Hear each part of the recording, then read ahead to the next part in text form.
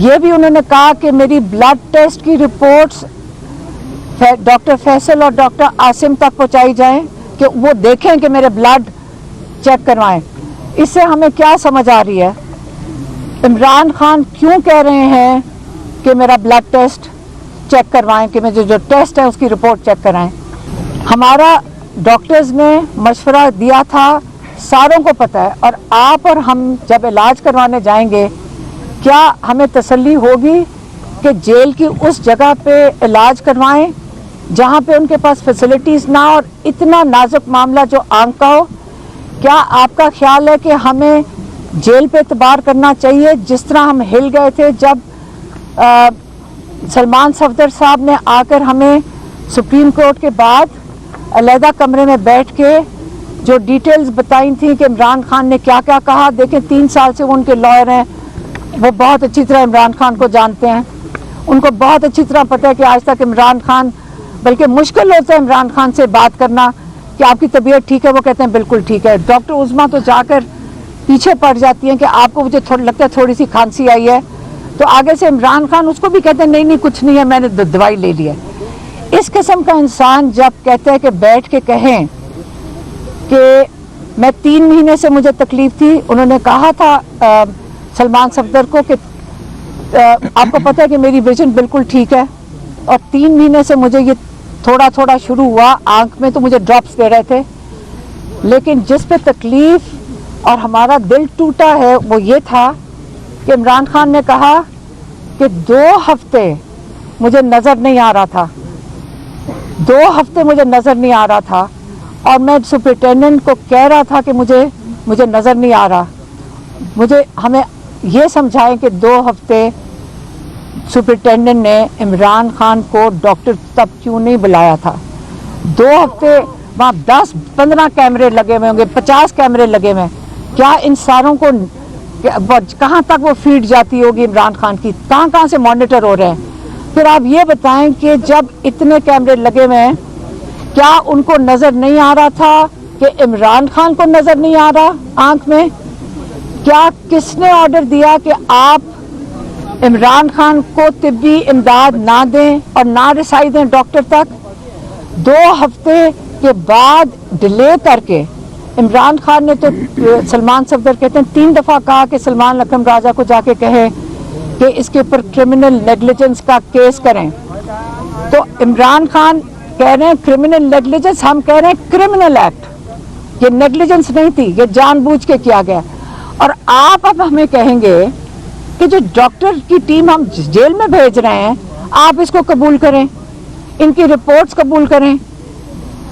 हमने बड़ा क्लियर मुतालबा दिया था और इसी पे हम है, क्योंकि हमने अपने डॉक्टर से कंसल्ट करके दिया था और उन्होंने कहा था कि बेस्ट पॉसिबल जगह जहाँ पे इसका इलाज हो सकता है वहाँ पे डॉक्टर भी बड़े अच्छे डॉक्टर्स हैं जो ये देख सकते हैं। जहाँ पे याद रखें सिर्फ आंख नहीं इमरान खान की देखनी, वो है शिफा इंटरनेशनल इस्लामाबाद।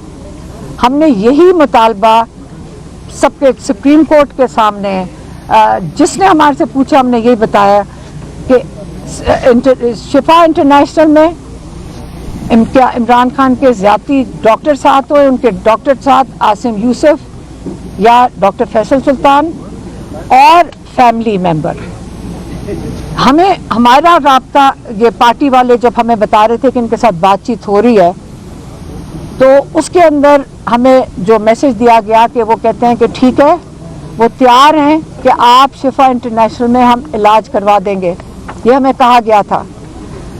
तो फिर कंफ्यूजन आ गई कि शिफा इंटरनेशनल, फिर हम उनसे पूछते थे कि शिफा इंटरनेशनल है, अल शिफा पिंडी नहीं है ये जिसकी हम बात कर रहे हैं।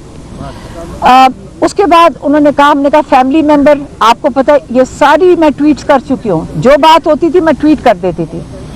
उसके अंदर हमने कहा फैमिली मेंबर, हमने कहा एक डॉक्टर, हमने कहा आसिम यूसुफ को भेजते हैं।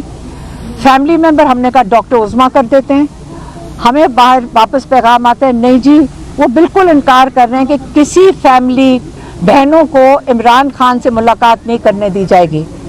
हमने फ़ौरन कहा कि डॉक्टर निशा बर्की जो इस वक्त USA से पाकिस्तान आए हुए हैं, हमने फ़ौरन उनका नाम दे दिया کہ ڈاکٹر برکی وہاں پہ ہوئیں گے, ہمارے کزن ہے, ہمارے بڑے بھائی کی طرح ہیں.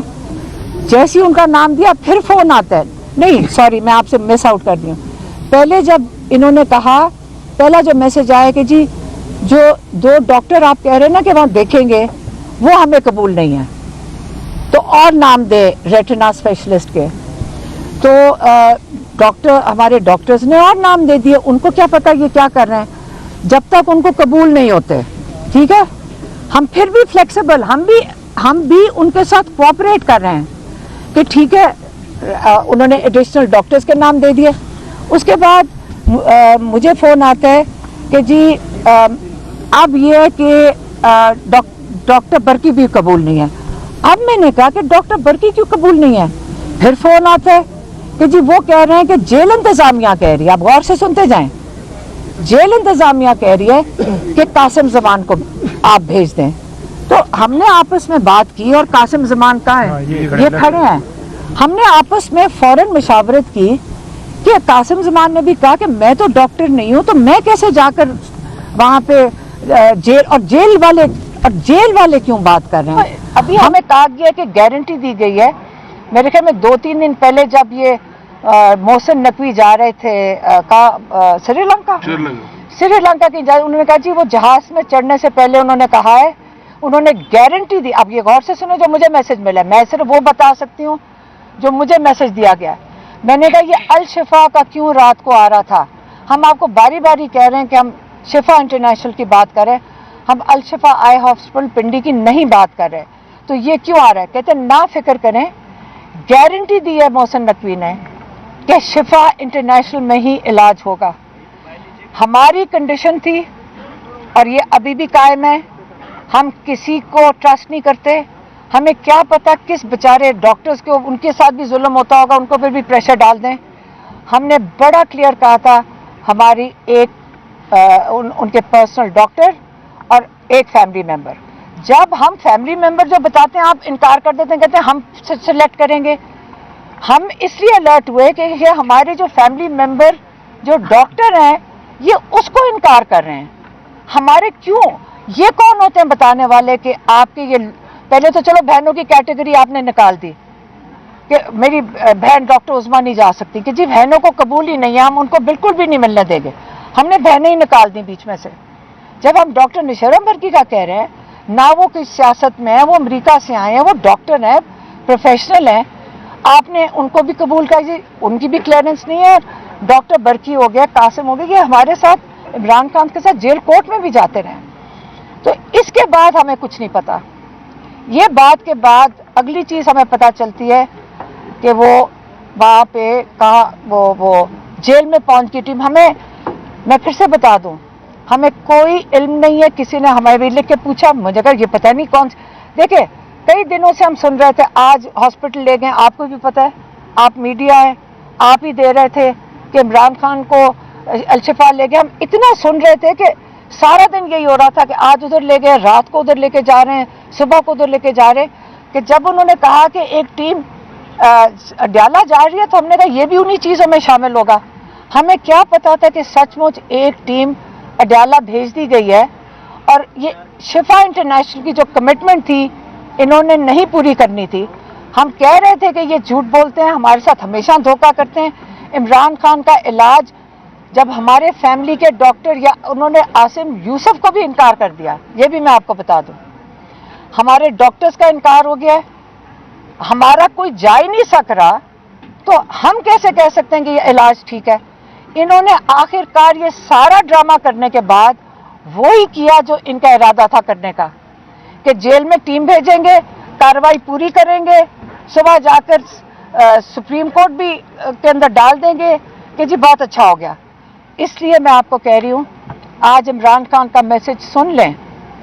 عمران خان نے یہی کہہ کے بھیجا ہے کہ میری بہنوں کو کہو کہ میرے لیے آواز اٹھائیں, میری آنکھ ٹھیک نہیں ہے. اور انہوں نے یہ بھی کہا کہ میرے ڈاکٹر جو معالج ہیں ان کو میرے تک رسائی دیں.